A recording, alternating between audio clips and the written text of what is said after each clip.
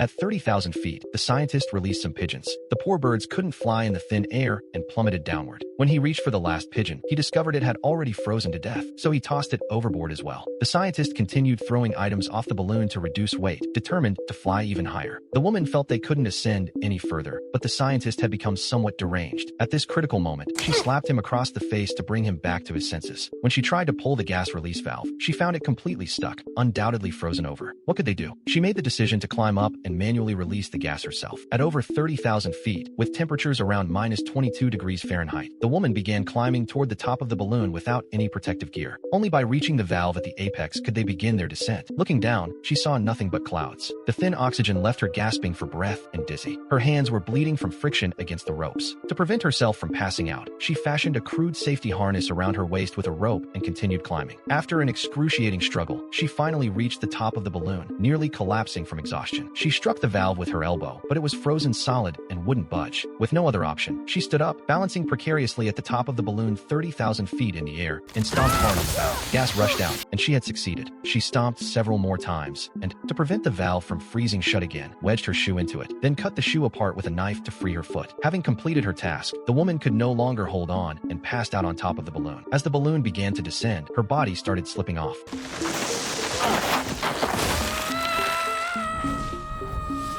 In her unconscious state, she saw visions of her husband who had once taken her soaring through the skies. During their final flight together, their balloon had ruptured, sending them plummeting toward Earth. After discarding everything possible to reduce weight, her husband had made the ultimate sacrifice, jumping out himself to ensure her survival. When the woman regained consciousness, she found herself hanging upside down at a terrifying height, saved only by a rope. She shouted for the scientist to help, but there was no response from the basket. She had no idea if he was alive or dead. In this life or death moment, she had to rely on herself. She began swinging her body, extending and retracting her legs to build momentum. Gradually, the arc of her swing increased until she finally grabbed the basket. Without pausing to rest, she immediately crawled toward the scientist. After calling to him for what seemed like an eternity, she finally roused him. Upon awakening, the scientist realized they were gradually descending. Noticing the woman's severely injured hands, he understood that her extraordinary efforts had saved them. He thanked her and praised her courageous feat. She responded with just a gentle smile. The snow began falling more heavily. Gazing at the vast white expanse around them, the scientist experienced